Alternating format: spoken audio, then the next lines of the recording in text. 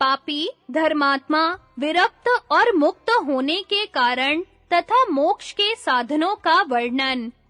राजा युधिष्ठिर ने पूछा, पितामह, मनुष्य पापी किस प्रकार हो जाता है, धर्म में किस प्रकार प्रवृत्त होता है, उसे वैराग्य कैसे होता है और वह मोक्ष किस उपाय से प्राप्त करता है? भीष्म जी बोले, राजन, तुम्हें सब धर्मों का पता है, तो भी धर्म मर्यादा की स्थिति के लिए मुझसे प्रश्न कर रहे हो। अच्छा, तुम आरंभ से ही मोक्ष, वैराग्य, पाप और धर्म के विषय में सुनो। मनुष्य विषयों को ठीक-ठीक जानने के लिए उनमें इच्छा पूर्वक प्रवृत्त होता है। इससे जिस विषय में उसका राग होता है, उसे पाने के लिए वह बहुत से काम करता है। वह अपने प्रिय रूप और गंध आदि का बार-बार सेवन करना चाहता है। इससे उसका उनमें राग हो जाता है और फिर उस पर क्रमशः द्वेष, लोभ और मोह का भी अधिकार हो जाता है।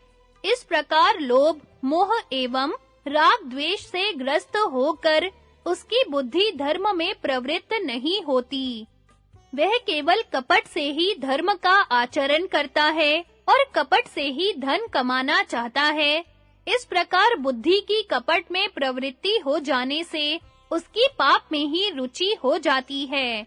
फिर तो यदि उसे कोई सगे संबंधी पाप करने से रोकते हैं, तो वह शास्त्र के प्रमाण देकर उन्हें युक्ति युक्त उत्तर देने लगता है। राग और मोह के कारण उसका 3 प्रकार का अधर्म बढ़ता है। वह पाप का चिंतन करता है, पाप ही बोलता है और पाप ही करता है। साधु जनों को तो उसके दोष दिखाई देते हैं, परंतु जो वैसे ही आचरण वाले होते हैं, वे उसके मित्र बन जाते हैं। उसे तो इस लोक में ही सुख नहीं मिलता, परलोक की तो बात ही क्या है। इस प्रकार पुरुष पापी बनता है। अब धर्मात्मा की बात सुनो। धर्मात्मा पुरुष सर्वदा कल्याणकारी धर्मों का आचरण करता है, इसलिए उसका कल्याण ही होता है। वह कल्याणप्रद धर्म के द्वारा उत्तम गति प्राप्त करता है। जो पुरुष सुख दुख की पहचान में कुशल है, अपनी बुद्धि से पहले ही इन राग द्वेष आदि दोषों को देख लेता है तथा सत्पुरुषों की सेवा करता है, उसकी बुद्धि का साधुओं की सेवा और सत्कर्मों के अभ्यास से विकास होता है तथा उसे धर्म में ही आनंद आता है और धर्म ही उसके जीवन का आधार बन जाता है। उसका मन केवल धर्म से प्राप्त हुए धन में ही जाता है। वह जहाँ गुण देखता है, उसी के मूल को सींचता है। इस प्रकार के आचरण से पुरुष धर्मात्मा बनता है और उसे धर्मनिष्ठ सुहृद प्राप्त होते हैं। ऐसे सच्चे मित्र और पवित्र धन को पाकर वह इस लोक में सुखी रहता है और परलोक में भी सुख पाता है। ऐसा पुरुष शब्द आदि 5 विषयों पर प्रभुत्व प्राप्त कर लेता है, किंतु वह धर्म का ऐसा फल पाकर भी हर्ष से फूल नहीं जाता।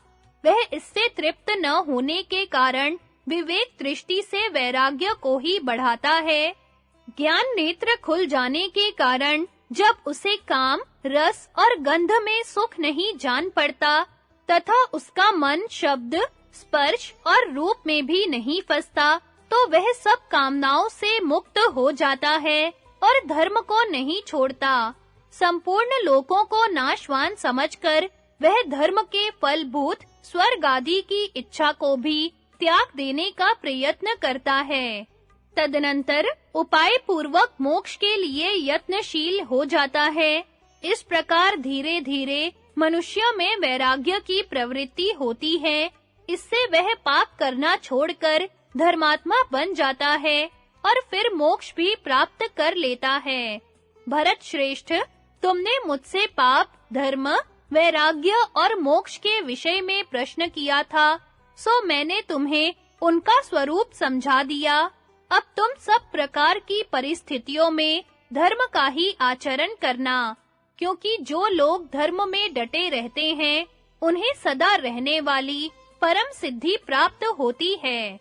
राजा युधिष्ठिर ने पूछा, पितामह, आपने उपाय से मोक्ष की प्राप्ति बताई, बिना उपाय के नहीं, सो अब मैं आपसे विधिवत उसका उपाय ही सुनना चाहता हूँ।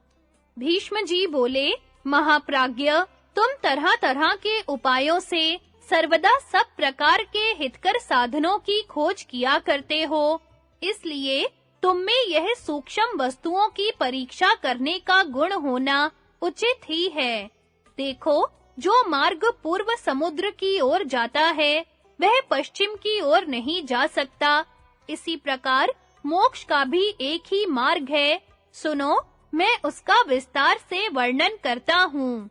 मुमुक्षु पुरुष को चाहिए कि क्षमा से क्रोध का, संकल्प त्याग से कामनाओं का, भगवत ध्यान आदि सात्विक गुणों के सेवन से निद्रा का, अप्रमाद से भय का, आत्मा के चिंतन से श्वास प्रश्वास का, तथा धैर्य से इच्छा, द्वेष और काम का नाश करे, भ्रम, मोह और संशय रूप आवरण का शास्त्र के अभ्यास से तथा लक्ष्य की विस्मृति और चित्त का अन्य विषय में चले जाना, इन दोनों दोषों का ज्ञानाभ्यास से दमन करे।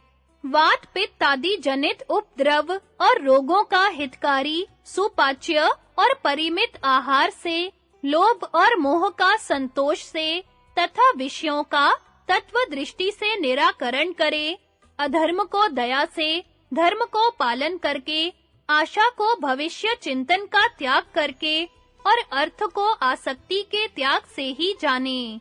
वस्तुओं की अनित्यता का चिंतन करके स्नेह का, योगाभ्यास के द्वारा क्षुधा का, करुणा के द्वारा अभिमान का और संतोष से तृष्णा का त्याग करे। तंद्रा को खड़ा होकर, तर्क वितर्क को निश्चय द्वारा, बहुभाषण को मौन द्वारा और भय को शूरवीरता के द्वारा काबू में करे। वाणी आदि बाह्य इंद्रियों का मन में, मन का बुद्धि में, बुद्धि का आत्मा में, उसका शुद्ध चेतन परमात्मा में निरोध करे। इस प्रकार मनुष्य को शांत और पवित्र कर्मा होकर इस परमात्मा पद का ज्ञान प्राप्त करना चाहिए। इसके लिए वह काम, क्रोध, लोभ, भय और निद्रा, इन 5 दोषों को छोड़कर वाणी का संयम करते हुए योगा अभ्यास करे। ध्यान, अध्ययन, दान, सत्य, लज्जा, नम्रता, क्षमा, शौच, आहार शुद्धि और इंद्रिय संयम, इन सब के द्वारा मनुष्य का तेज बढ़ता है और उसका पाप नष्ट हो जाता है। उसके संकल्प सिद्ध होने लगते हैं और हृदय में विज्ञान का आविर्भाव हो जाता है। इस प्रकार जब वह निष्पाप और तेजस्वी हो जाए, तो मिताहार करते हुए इंद्रियों को जीतकर तथा काम क्रोध को काबू में रखकर अपने शुद्ध स्वरूप को परब्रह्म पद में स्थित करने का संकल्प करे। अमूढ़ता, अनासक्ति, काम क्रोध को त्यागना, दीनता, गर्व और उद्वेग से दूर रहना तथा निष्काम भाव से मन, वाणी तथा शरीर का संयम करना, यही मोक्ष का शुद्ध और निर्मल मार्ग है।